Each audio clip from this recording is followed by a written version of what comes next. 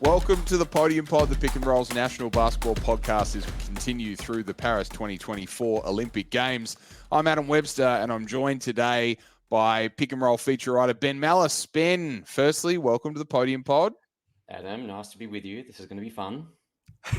Fun is definitely. You and I have very different definitions of the word fun. Also joining us from Low Man Help is Marc Campbell. Marc, you've been with us the whole way along, and as always, you're the least stressed one out of the three of us on these post-game streams because you don't really need the Boomers to outperform what we expect. But it would be nice if we had a few more of these podcasts to come. Yeah, that'd be great. We've really enjoyed getting to know each other. So, bring us home, get us a couple more actions here. Andrew Nemhard, please save us. Please save us tonight. I feel like I've ruined the bromance here. I come on, you two guys are on a good run, and then I'm the kiss of death. It's very good to have you, Ben Mallis, because you are not backwards in coming forwards, and that's what we need in this show. Australia has lost their third group game of the 2024 Paris Olympics to Greece, 77-71 for Greece. Giannis Antetokounmpo had 20 points on 8 of 11 shooting. He added 7 rebounds and 6 assists. Thomas Walkup had 18 points. He shot 4 3-pointers. He had 3 rebounds and 3 assists as well. So those were the stars for the Greeks. Nick Kalathis had 7 points and 8 assists. So usually he's the playmaker, and he was, but we were all a bit flat. I said to you before I jumped on, I've got to increase my energy level because my energy level is sapped from imploring the Boomers, begging the Boomers to do something in that second half, to do something a little bit differently, to be able to get back in the game. Now, they were able to get back in the game, and Ben, I'll start with you. The Boomers got to within that 2 points, looked like potentially tying or taking the lead, but just could not get over the hump, and they dug themselves too big of a hole early to be able to overcome. Yeah, correct. And as I'm sure Marc will go into with his expertise, there are some clear schematic reasons for that in my eyes, but I think the more pertinent issue right now is me stepping back, and this is just bringing deja vu from the World Cup 12 months ago, that when the games mattered most and the team needed to win, because yes, they're still probably going to make it through to the next round, but that was not a good showing. That was a poor performance. They didn't show up. They were down 19 points in the second half to a Greek team that's got Giannis and a bunch of role players, let's be honest, compared with the Boomers' level of talent. And yeah, they dug themselves out of that hole somewhat, and massive credit to Delhi. I thought he came in and really injected some energy. But the credit to him is an indictment to what came before him, because the team was flat, they looked disorganized. And even in the last couple of minutes for mine, I think that really crystallized it again, where a close loss wasn't the worst thing in the world, but they're jacking up shots and pushing the tempo. And if that last 3 goes in, then Greece jumps them and it becomes catastrophic. So for mine, that just puts a point on how just disorganized and poor this showing was, because there's no getting around the fact that right now this doesn't look like a medal-winning team, and a short-lived comeback in the second half doesn't change that for Melbourne. Marc, it was a highly disappointing performance by the Boomers across the contest. We discussed the game as the game was going on, which I found very cathartic. So thank you for adding some analysis across the game. But there were 2 things that we kept coming back to. One of them was free throws. That's very, very simple for Australia. They went to the line a total of 21 times. They made 10 of those shots. They made less than 50% of their free throws, and they lost by 6 points. You make 70, 80% of your free throws, all of a sudden you've won the game, or you're very, very close to winning the contest. The other one was turnovers and points off turnovers. You and I spoke about this in the pre-Olympics special about the assist to turnover ratio and how you can live with some turnovers, but not others. There's a quote that you've used in our conversations about turnovers. I want you to tell our viewers and listeners about that and about what types of turnovers are better than others and why the turnovers from the Boomers tonight were so damning. Yeah. The quote is from Dean Smith, legendary Carolina basketball coach.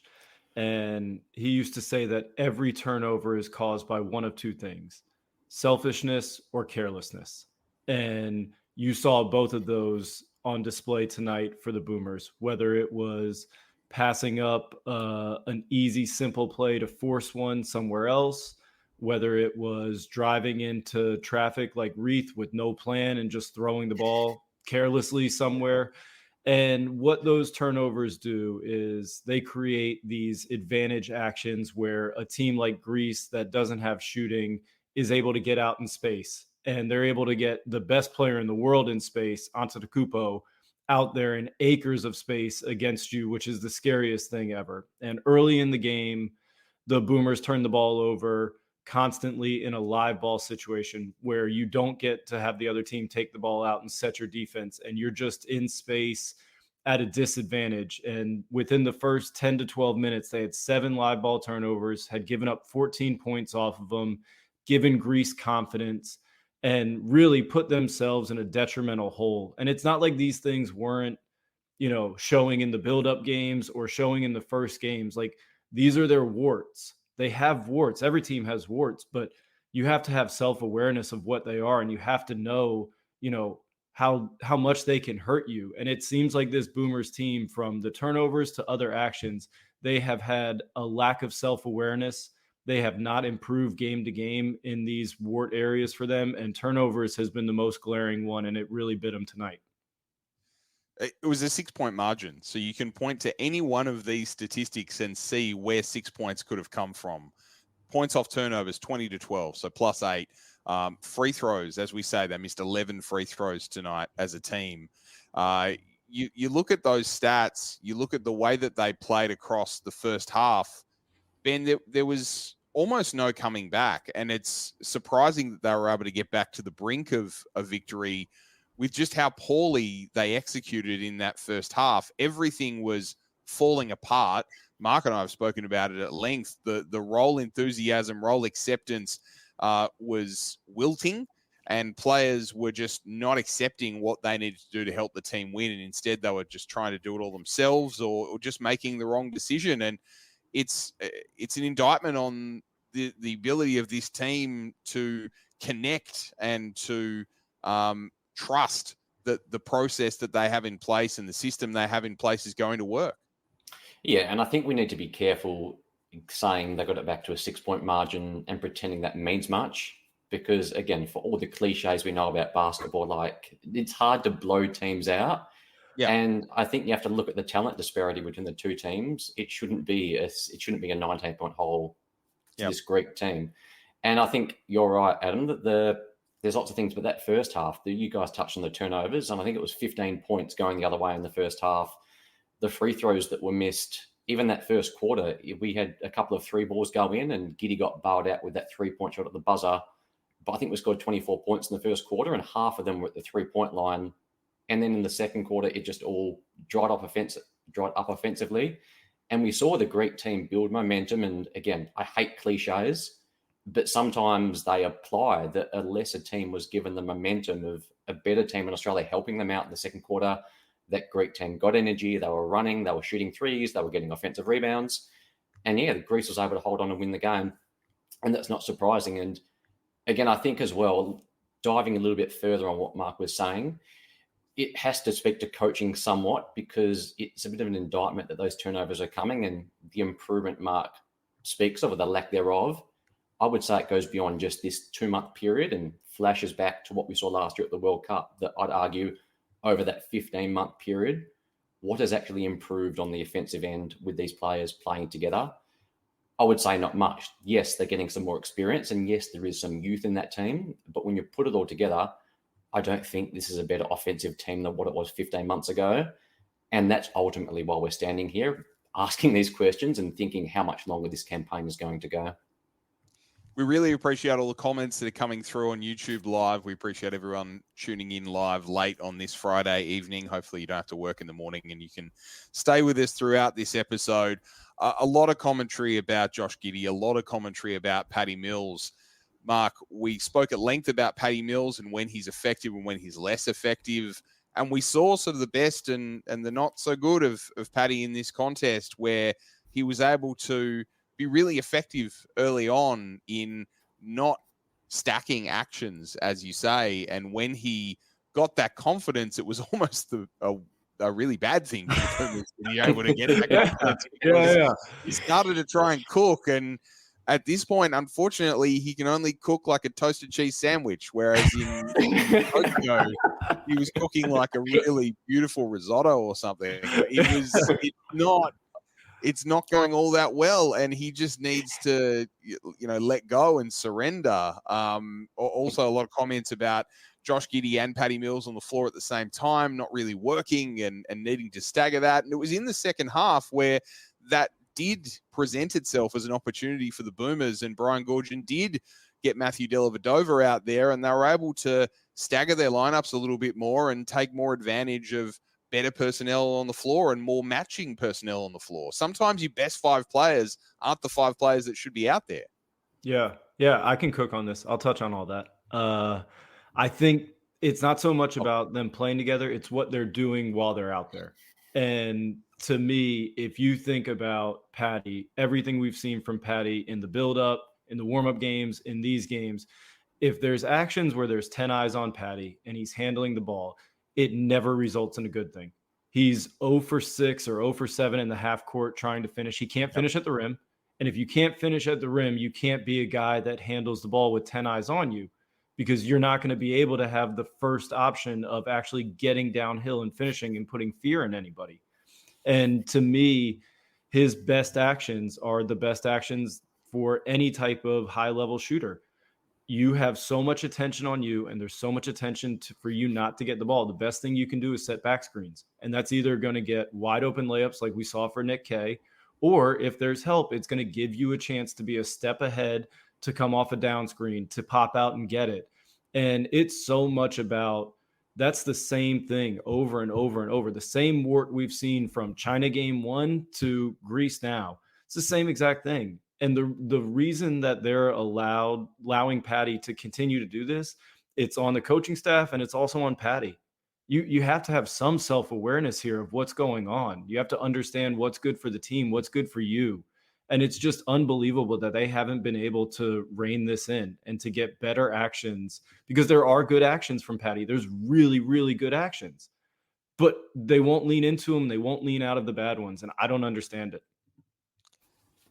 Ben, I want to touch on Josh Green and Matisse Thybulle, because there's a lot of narratives going on social media right now, and a lot of revisionist history of people saying, in the wake of these performances, that you have to review selection and you have to review the non-selection of Matisse Thybulle. It's been done to death. It's been covered in every single basketball media forum in Australia and also internationally to some extent. There were some scuttlebutt stories that emerged on Code Sports this week about players pulling rank and getting Matisse moved away from the team, unsubstantiated stuff and sort of somewhat corroborated stuff. It was a little bit murky. We can't really reference anything specific from that other than scuttlebutt, but it's interesting to me that immediately the answer is, well, Matisse Thybulle would have solved all of these problems. I mean, we saw what potentially Matisse Thybulle would have done out there tonight with what Josh Green did out there tonight and in the last game. I mean, there's a comment here from one of the commenters around Josh Green doing his best Thybulle impersonation and hitting the side of the backboard. I mean, I played with a guy in high school. I played with a guy in high school that hit the side of the backboard, but I think he might have been smoking something outside before the game. It's not something. It's that Tasmanian implication, Adam. Too often, yeah. Look, it was a different time in 2001 than in Tasmania, that's for sure. It was the wild south. But I don't think Matisse is the answer here. Matisse isn't the silver bullet this team was looking for, right? No. Well, look, I agree with that. And I'll be honest, 3 weeks ago, I thought that Matisse and Cook should have been on the team and someone like Delly shouldn't have been. But look, tonight, Delly was the one that came in and changed the game as much as it could be changed. But you're right. If we're relying on Matisse Thybulle or Xavier Cooks or Matthew Dellavedova or Dwelt Reith to win us games, we're cooked anyway. And I think that's missing the point of the discussion. Yep. The point of the discussion is what Mark was getting at, that the best 5 or 6 players on this team that we all know haven't performed tonight. And we can go into the reasons for that. And I think it is schematic, it is coaching. And it's really one of those things where the coach is going to step away after this campaign, and Gorgon's been an absolute hero of the campaign for the past 30 years.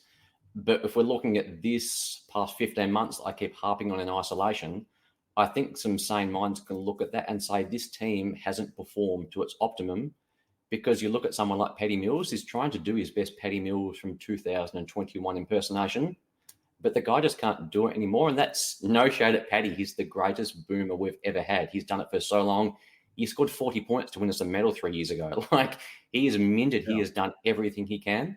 But as his career has slipped back, as has Ingles and as has Delhi, there hasn't been the elevation around them from the coaching staff to boost the team, from the secondary players to boost themselves up at a time where all of that is needed to carry the load. And to Mark's point, Delhi and Joe are still on this team, and obviously Paddy is still doing his best, but we can't rely on those guys anymore. They're in their 30s. They're fringe NBA players at best. Well, they're not even that. So, like, these guys aren't going to be leading us to Olympic medals anymore. It's on the collective universe of the team and the coaching staff and the administration around them to put them in position to be role players and complement the young stars. And just simply put, that hasn't happened. So no, I don't think talking about Thibault or Cooks or the three of us playing on this team would change anything from what we've seen tonight. Mark, I have to ride for Gorge a little bit here. Because Gorge, Landell, and Dyson were incredible in the second half and throughout. And so there's certain things that I think you could probably harp on Gorge, but like, he did something in the second half where they started going almost exclusive empty corner pick and rolls. They were getting anything they wanted out of it. They schematically moved the game around to do things. And Gorge isn't missing free throws. He didn't go 10 for 21. He didn't throw hit ahead passes that shouldn't be thrown. He didn't not pull guys out when they did that. Live ball stuff isn't on him. Like, he can coach those things through. And I guarantee you, he is showing them the film. There are film sessions where he's ripping into guys, but he also, Matisse isn't the answer. Cooks isn't the answer. Like, the guys that he has to play better. They have to play better. They have to stop making the same mistakes. And it's not on him to make free throws, to not throw live ball turnovers, and to not selfishly, or carelessly play the game of basketball. For those of us without a diploma in X's and O's, Mark, empty corner pick and roll, can you just talk me through what that is and why that worked?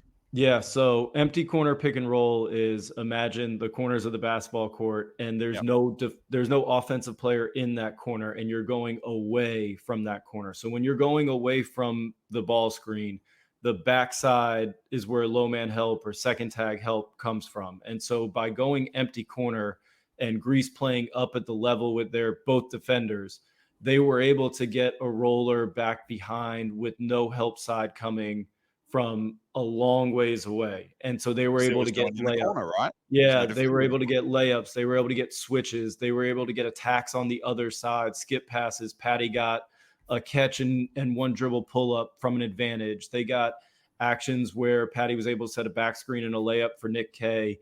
And I think schematically, Gorge did a great job of getting them in way more of those actions. And maybe he wanted to get in them from the start. We'll have no clue, because Josh Giddey, Nick Kay, you name it, everybody was throwing the ball everywhere, and it was just open space for Greece to start with. So, he's not throwing those turnovers. He's not missing those free throws, but he did put them in great actions, and schematically they made wonderful adjustments to get themselves back in the game.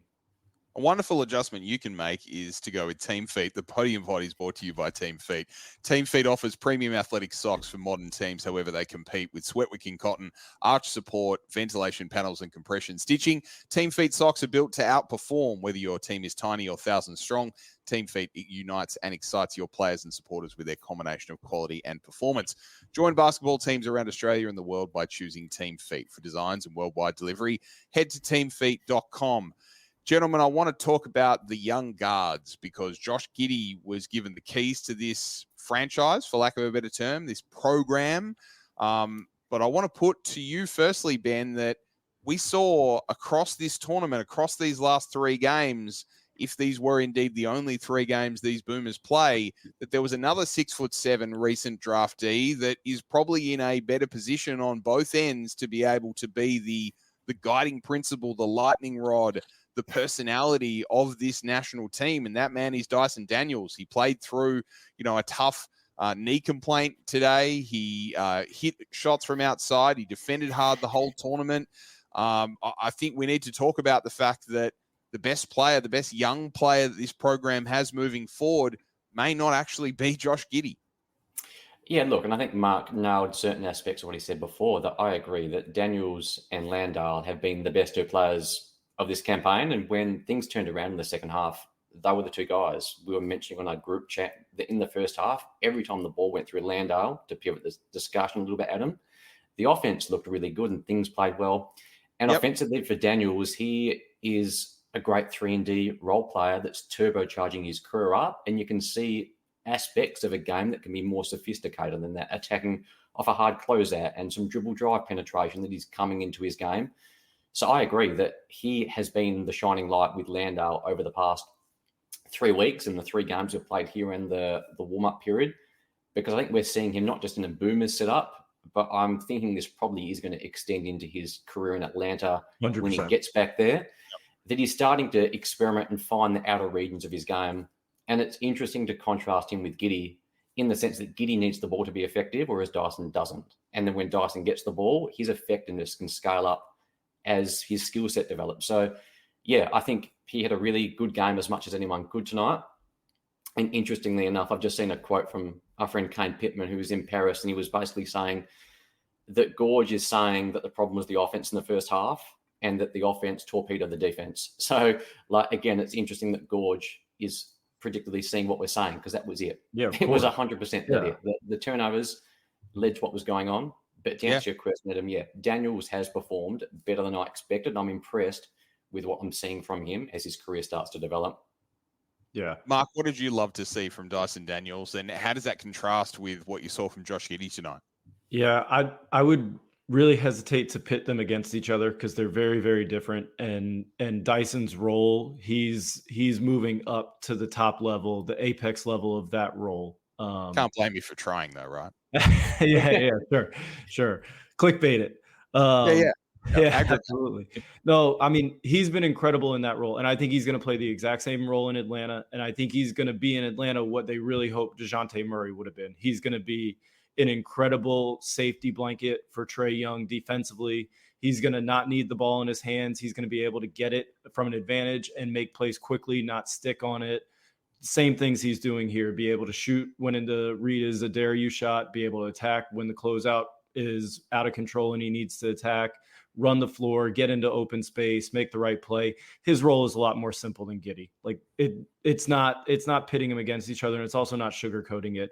Dyson isn't reinventing the wheel here. He's making incredibly great reads. But they're very simple actions, and he's playing from somebody else's advantage. What Giddey is being asked to do is much more complicated. It's much more difficult. You need somebody to be able to do it, and it's not a given that every team is going to have somebody that's good at it. And Josh has a chance to get there. He's creative.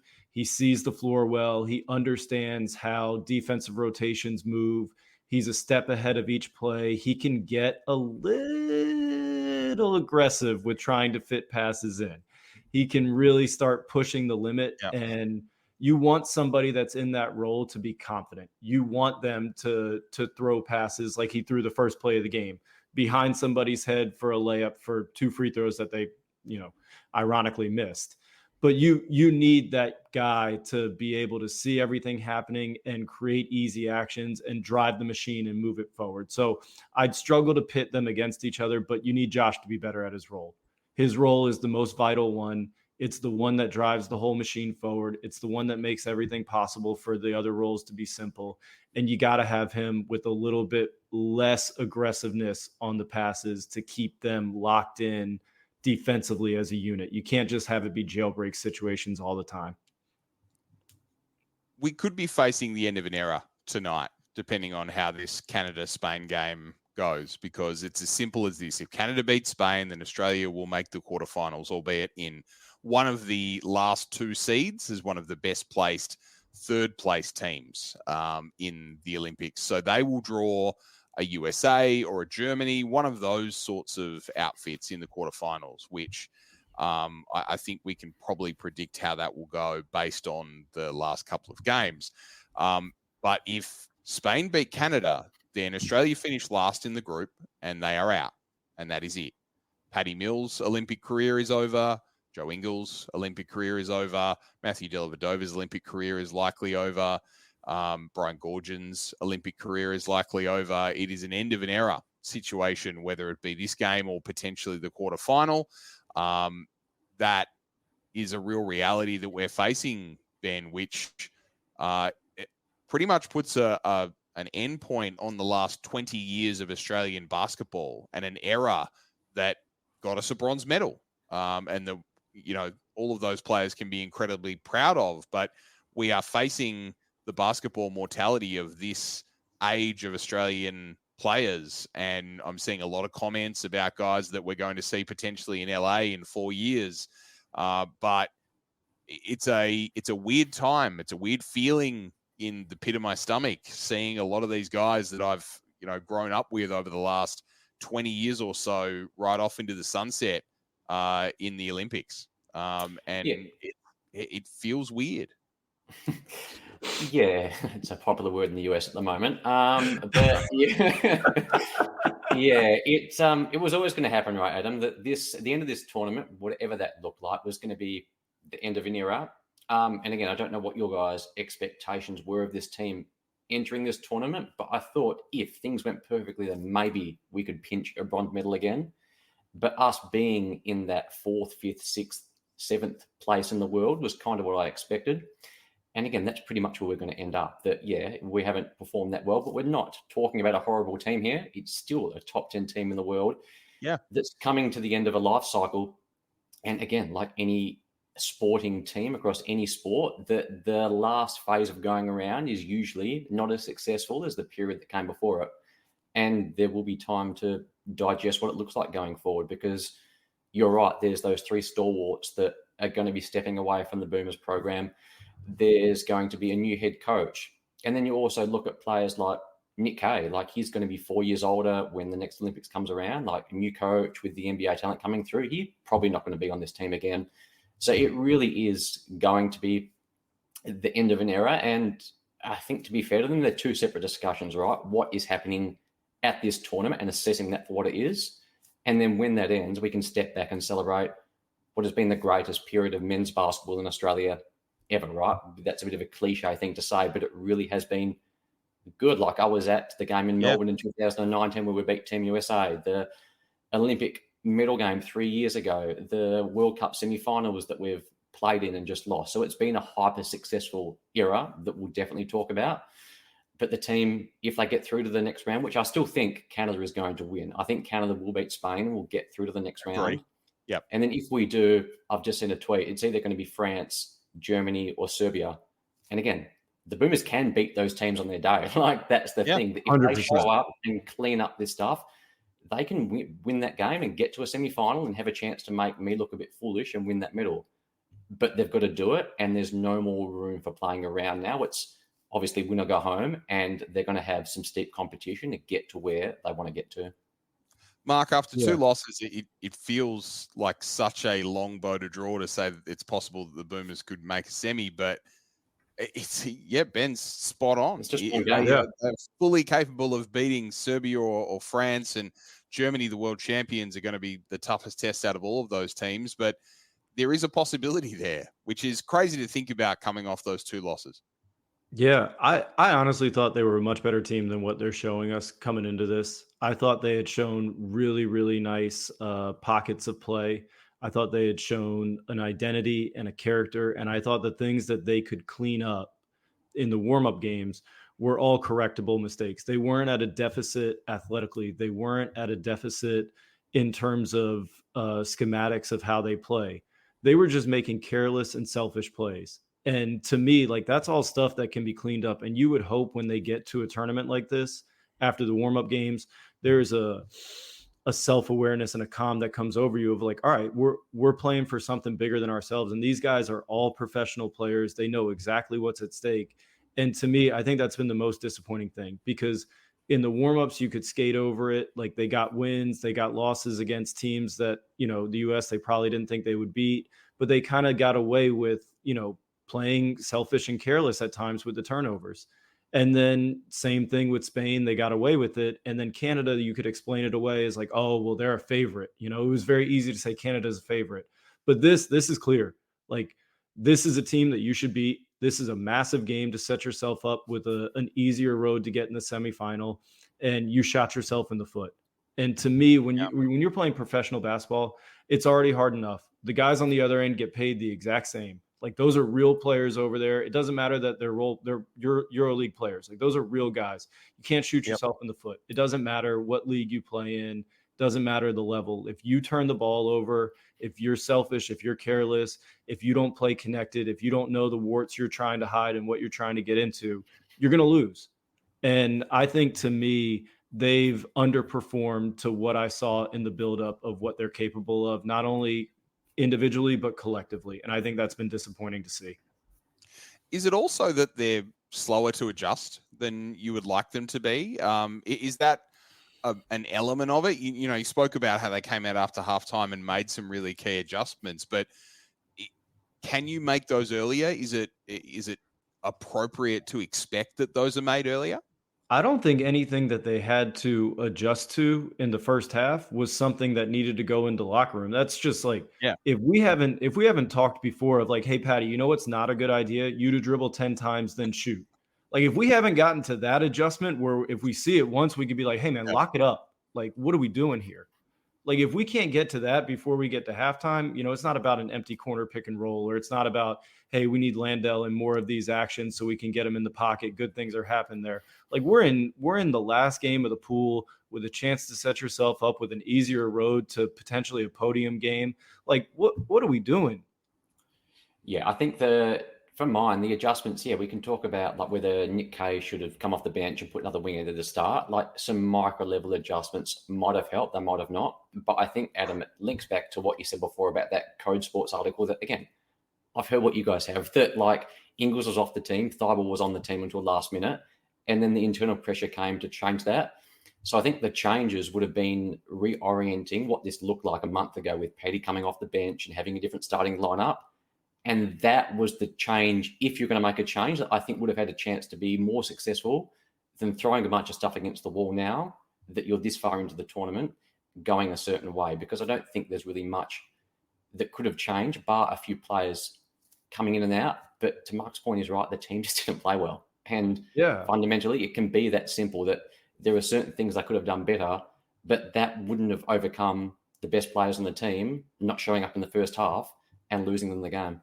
And this isn't the first time we've seen any of this. Like, this isn't like, oh man, wow, this really snuck up and bit us today. Like, this is the same stuff over and over and over again. So we've talked about it. As soon as it gets tough, as soon as, you know, things start to fall apart, you either double down on what makes you great, or you start to question it and you start to do other things. And they've started to do other things.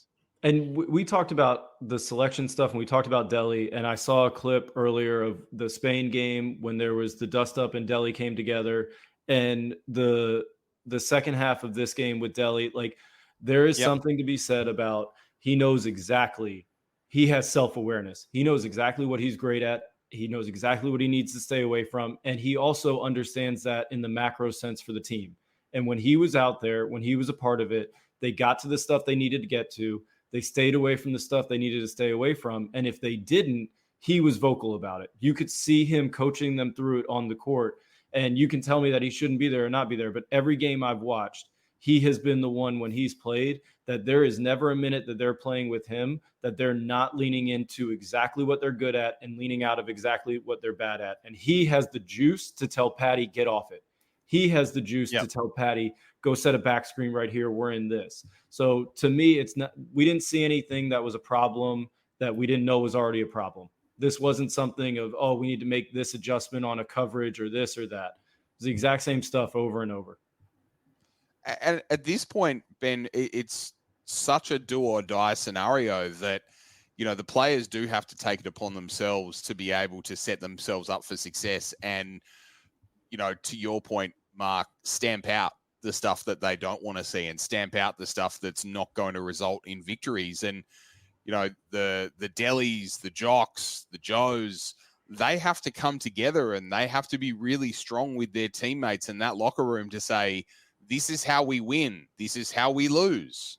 You can choose to do one of those two things, but the more likely scenario is this or that. Which one do you want more? I'm willing to bet it's a win. So do the things that get you a win. The film session. Oh, I'm sorry. The film session, the next film session needs to be the most honest, the most straightforward, cards on the table. Like in professional film sessions, it's not just the coach talking. There is an open dialogue. You are allowed to speak. There's back and forth. The next film session needs to be cards on the table, pure honesty. Yeah, and to your point, and it's not even about winning or losing, right? Because they played much better 3 nights ago against Canada than they did tonight. And that's frankly where this team is at, that they can play their best game. And if every other team plays their best game, they're probably not winning a medal. Like the talent around the world is getting to a point where it's at least level with the Boomers, not passing them. But to the theme of what we've been talking about, it's just being focused from the jump. Again, we harp on the turnovers, we harp on the bad defense, the missed defensive rebounds, the bad shots, like all the stuff we saw. Like, I'm not saying that professional basketball is simple, but it sometimes can be that simple that if the best players aren't doing the small things right, you're not beating teams that have lesser talent than you, like the Greek team does, let alone going up against Serbia. If we're playing Jokic in 3 days, like, well, he's going to put up a 30-point triple-double if he's facing that team. Or if it's going up against Schroeder in Germany, he's going to be attacking relentlessly and getting the ball off the turnovers and running it down our throat. So, yeah, it really can be that simple. That the film comment of Mark is spot on, and that when they play the next game in a few days, cut down the turnovers and rebound the ball, and that 19-point hole becomes a 4-point hole, and then you can overcome that in the second half. You know, people will tell you who they are, and over time, just consistency. And this team has told us who they are. They have spurts of being really good. They have spurts of playing together. They have spurts of getting to great actions. And they also have spurts of carelessness. They have spurts of selfishness. And those spurts of carelessness and selfishness, unfortunately, outweigh the other ones, because you can't afford to have 5-minute stretches like that in professional games that are 40 minutes long, because they just put you in too deep of a hole. I want to ask about Nick Kay. Because Nick Kay was a big part of what we spoke about pre-tournament. There's a lot of comments about Nick Kay. There's a lot of comments about Duop Reith. We've already referenced Duop Reith in this episode and said that he's not the silver bullet, nor was he so far and away impressive enough in his 9 minutes tonight to say that he absolutely should start for this team and play, 25 minutes in the next contest should we make the quarterfinals. But Nick Kay hasn't been at his best the last 2 games. The lights have shone a little bit too bright for Nick Kay in those moments. And Ben, we're seeing, as you say, in 4 years, Nick Kay will be well into his 30s. And this might be the last international tournament we see for Nick Kay. He can recapture it. He can still, contribute. But I think his form or lack thereof exacerbated by the turnovers, by, everyone having to play on their heels and, giving the other team easy baskets in these contests, because he's going to, shut down the half court offense, but there's not much that he can do when we're giving it away at half court. Yeah, and I'm going to defend Nick Kay here because I don't think he's changed. He's the same person he's been. Guy. But he was defending Giannis Antetokounmpo one-on-one tonight. That's not going to work. This roster can do that, right? Yeah, but Nick Kay isn't the best position person on that roster for mine. So again, I'm not saying throwing Dyson on him for 30 minutes is going to win us the game, but I think it's suboptimal for Nick Kay. So I don't think Nick Kay is doing anything different to what he's done the last 5 years. Yes, his shot's not going in. He might not be scoring as much, but that's not Nick Kay. He does the 1%ers, the little things. How he adds value. Yeah, and he might be 5 to 10% less than being at his best, but he could be his MVP self, and Giannis is still going to run past him because that's who Giannis is, and that's no insult to Nick Kay. So no. I think the criticism for Kay is unwarranted in the sense that, like Mark said before about Paddy, that's on the team and the coaching staff. It's not on Nick Kay because he is doing what he's been doing, and he is just overmatched, and that's not his fault. I thought he did well in the half court. Like Giannis got he got a lot of early ones out in transition, picked up fouls off live ball turnovers. He hit a walk-up dribble 3. Like, okay, like you give him that shot. But in general, I thought Kay did a pretty good job. It's not like Giannis was just tearing them apart in the half court. There was some timely shooting from Greece. Like, they built a wall. They helped off the wrong guy there late. There's two guys that you probably don't want to help off of on Greece, Papanikolaou and number 7. I don't know his last name, but those are the two guys you don't want to help first pass away from. And that was down to, they were in it. And that was a big bucket. First pass away. I don't know if it was Patty or Dyson or Exum who came in from the right side off the Boomers bench, but that was a huge bucket. And I think that one down to Giannis isolated at the nail a step above it. I think you got to play that one out and just say, if he hits a jumper, great. If he doesn't, no problem. But that's not the guy to help off of. Yeah. Apologies to Vasilios Toliopoulos as well, number 7. I saw that name. I wasn't even going to try. But I think, again, with Kay, like 5 years ago, he could operate at the elbow, and Paddy Mills and the motion offense worked because Paddy was coming off screens and hitting shots, and then Nick Kay's skill set gets amplified. But when the team around him isn't possible of that, he looks more like a plodding roll man, big man, but it's the same guy. He just doesn't have the sophistication and the shot making around him to pop. I'm sure if you put Nick Kay on Canada's team and saw all the guards zipping around, Nick Kay would look like he did 4 years ago, if not looking better, because he can set up guys that are going to make the shots. Yeah, exactly. Well, I think that almost brings us to the end of the stream. We've got over 100 people that have stuck with us the whole way and a whole bunch of comments. It is very early in the morning now on Saturday morning, Australian Eastern Standard Time. I'm going to end with this comment, which just tickled me. Replace Gorge with Ben Simmons as coach. It might trick him. That's comment of the day, James. We appreciate you. Thanks, James. Make sure you head to pickandroll.com.au, subscribe, read all of Ben's words, Mark's words, listen to my rabbiting, waffling on a little exclusive for everyone as we end this episode. Taped an interview with Indiana Pacer Johnny Furphy today that will run next week on our other podcast, Unwrapped. So please like and subscribe to Unwrapped on Apple, Spotify. Like and subscribe to the Podium Pod across YouTube, Apple, and Spotify as well. You can go to lowmanhelp.substack.com for Mark's words. So you can see Mark break down a whole bunch of NBA stuff. He had a great Anthony Edwards breakdown. Looking forward to bothering you all season long about more Pacers content this upcoming season, Mark. And you can, of course, read Ben Malice's words on pickandroll.com.au. Gentlemen, firstly to Mark, if this is the last one, then we do have to do a post-mortem, but hopefully there's at least one more post-game to come. Yes. Hopefully one more. Hopefully we get to see self-awareness projected onto the court next game, and we get to see some form of this is who we are as the Boomers. Ben, this is eerily like the Podium Pod last year. Maybe we should quit doing these while the team plays really poorly. Maybe we're the problem. Well, I think I'm the problem, Adam. I've gate crashed your bromance, and look what's happening here. So don't hold it against me if you don't get another podcast with Mark. You were not a third wheel unless we were a tricycle. Thank you so much for all of your patronage and tuning in tonight. We are the Podium Pod, and we'll see you again next time.